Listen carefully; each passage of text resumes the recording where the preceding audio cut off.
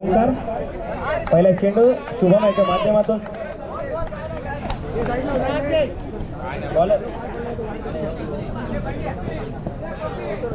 गोलंदाजी मार्गवर ओंकार चांगला चेंडू थोडीशी गफलत एक धाव कंप्लीट एका धावेने स्ट्राईक विकेट कडे जात आहे 2 धावा धावफलकावरती 65 धावांचा वाटला करायचा तर बॅट नाही सुरेख फटका एक धाव कंप्लीट झाले एका धावेवरती समाधान मानताय दोन्ही फलंदाज 3 धावा धावफलकावरती एक थोडंसं मोठं आव्हान असेल पहिल्यांदा बघितलं तर 60 धावा जमवलं होत्या या संघाने आणि आता मात्र 64 धावा म्हणजे दोन्ही जे हायेस्ट स्कोर आहे आजच्या दिवसासाठी ते या संघाने बनवले रायकर संघाने त्या ठिकाणी आजच्या दिवसातील हायेस्ट स्कोर बनवले दोन्ही जे धावसंख्या आहे ती एक चौकार दरम्यानच्या काळामध्ये 7 धावा धावफलकावरती मोठा फटका आक्रमण या ठिकाणी आक्रमण आता मात्र बघायला मिळते ते भावेशच्या माध्यमातून सुरेख फटकेबाजी करतात थोडंसं या ठिकाणी मानसिक दडपण आलंय ओंकार याच्यावर आणि त्याचा फायदा उठवत असताना या ठिकाणी चांगली या ठिकाणी फटकेबाजी परत मोठा फटका बॅक टू बॅक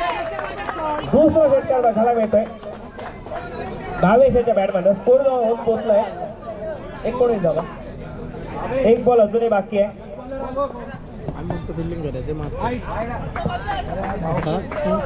वाईट चेंडू वाईट धावेने या ठिकाणी ऍड होईल एक धाव ऍड होईल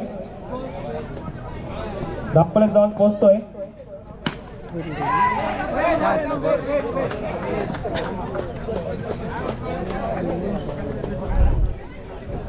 नाही हो तो किती आले रे 20 धावा एका षटकाच्या सांगितल्यानंतर धावफलक 20 धावा धावफलकावरती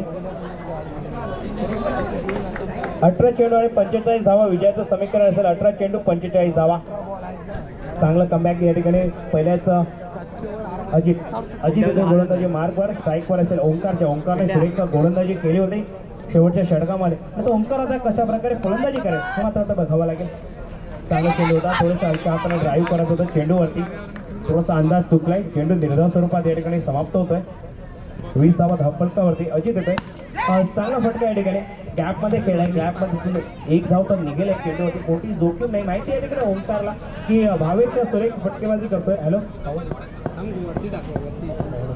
भावेश सुरेश फटकेबाजी करतोय पण ही प्राईज विकेट स्वतः कर्णधार आहे संघाचा अजित आणि त्या अजितने या ठिकाणी एक प्राईज विकेट मिळवून दिली स्वतः संघाचा कर्णधार संघ मालक या ठिकाणी आणि captain leading from the front असं म्हटलं जातं आणि त्याचा एक्झाम्पल या ठिकाणी सेट करून देतोय अजित आपल्या संघासाठी सुरेख या ठिकाणी गोलंदाजी करतोय एक प्राईज विकेट जी महत्वाची विकेट एक ब्रेक थ्रो मिळवून देतोय भावेश मोठे फटके खेळत होता त्यानंतर सुरेख क्षेत्ररक्षण झालंय कमबॅक केलं या षटकामध्ये कारण पहिल्या षटकात बघितलं तर 20 धावांची बहारदार खेळी आणि त्यानंतर कमबॅक करणं गरजेचं होतं अशा वेळी मोठा फटका थोडासा वेळ भेटला चेंडू मागे टाकला होता टप्पा थोडासा मागे होता आणि थोडा वेळ एका बाजूला जर बघितलं आसमानमध्ये सूरज तळपतोय आणि आता मात्र मैदानामध्ये सुद्धा सूरज तळपताना दिसतोय धावफलकावरती धाव होतोय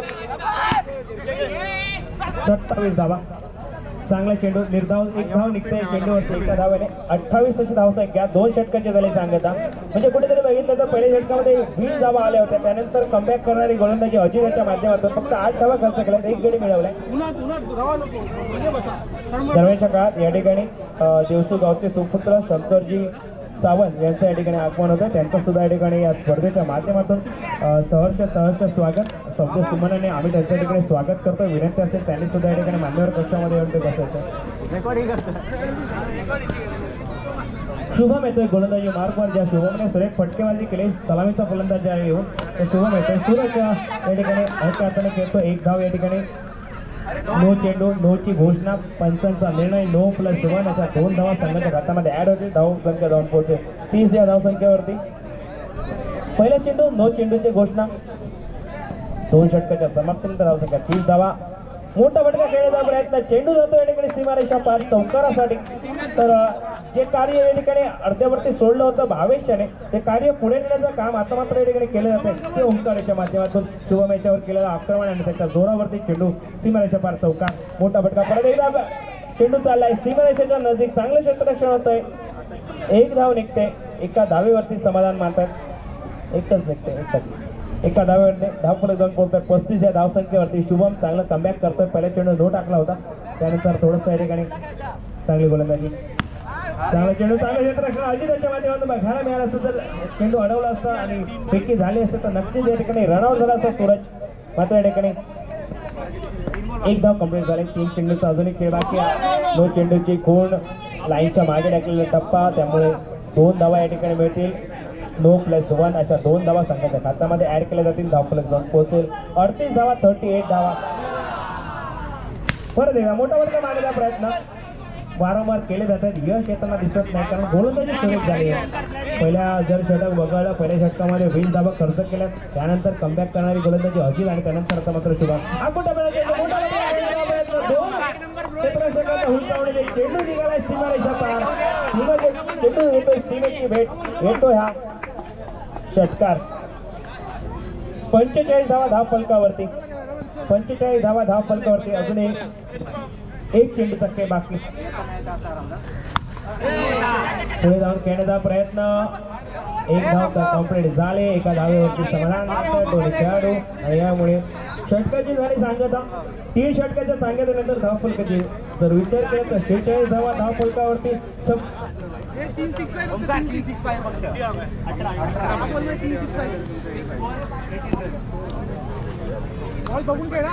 सहा चेंडू आणि 19 धावा असं विजयाचं समीकरण असेल. आणि ही जबाबदारी घेऊन निर्णायक षटक हाताळण्यासाठी अनुभवी असं गोलंदाज समीर गावडे याची वर्णी लागते. ज्या समीरकडे अशा टर्फच्या मॅच खेळण्याचा अनेक वर्षाचा अनुभव, आणि तो अनुभव घेऊन समीर पहिल्या चेंडू सरळ बॅटने मोठा फटका खेळण्याचा प्रयत्न. ओंकाराच्या बॅटमधला चेंडू, 1 धाव कंप्लीट झाली. थोडीशी खेळाई झाली, 2 धावा कंप्लीट झाले. थोडंसं या ठिकाणी प्रेक्षकांची उत्कंठा वाढवणारा सामना शेवटच्या क्षणापर्यंत नक्कीच या ठिकाणी चुरशीची लढत होईल याबद्दल शंका नसताना सरळ खेळण्याचा प्रयत्न. आणि जो ओंकार या ठिकाणी घातक वाटत होता, तो ओंकार या ठिकाणी मात्र माघारी परततोय. आणि थोडंसं या ठिकाणी आपला संघ अडचणी देतोय की काय असं वाटतंय, कारण अजूनही विजयासाठी बघितलं तर येणारे 4 चेंडू आणि 17 धावांची गरज असेल. पुढे सत्तावन्न मारण्याचा प्रयत्न, सुरेख गोलंदाजी समीर याची सुद्धा या ठिकाणी कौतुक करावं लागेल. प्रथमतः फलंदाजी सुरेख केली, आणि त्यानंतर आता एक निर्णायक षटक हातात असताना सुरेख गोलंदाजी. थोडासा टप्पा चुकला, या ठिकाणी केलेलं कौतुक वाहिले शब्द सुमने कुठेतरी या ठिकाणी जास्त होत आहेत की काय असं वाटतंय. पुढे सत्तावन्न मारण्याचा प्रयत्न, 1 धाव तर कंप्लीट होईल. दुसरा धाव केला जाईल का, की सूरज आपल्याकडे स्ट्राईक येईल, कारण सूरजने एक षटकार मारलाय, त्याच्याकडे तो कॉन्फिडन्स असेल. 2 चेंडू 15 धावा. इथून सामना जर जिंकायचा असेल तर एक अनलिगल डिलिव्हरी अपेक्षित असेल. मात्र या ठिकाणी कौतुक करावं लागेल ते समीर याचं. सुरेख क्षेत्ररक्षण केलंय आणि या ठिकाणी गडी माघारी परतलाय. धाव फलकावरती जर धावा बघितल्या, 50 धावा धाव फलकावरती, 15 धावांची अजूनही गरज. एका चेंडूचा खेळ बाकी, फक्त 1 चेंडू राहिलाय शेवटचा. 1 चेंडू बाकी, संकेत येतोय स्ट्राईकवर शेवटचा चेंडू. आणि या ठिकाणी सामना, या स्पर्धेतील दुसरा सामना या ठिकाणी विजय होईल. रायकर रायझिंग संघ, दोन्ही संघांचा या ठिकाणी खूप खूप आभार, अभिनंदन. पुढील फेरीत प्रवेश केलाय रायकर रायझिंग संघाने. 2 मॅच जिंकले एका बाजूने. दुसऱ्या बाजूने जर बघितलं तर मंगलमूर्ती संघ सुद्धा 2 मॅच जिंकलाय.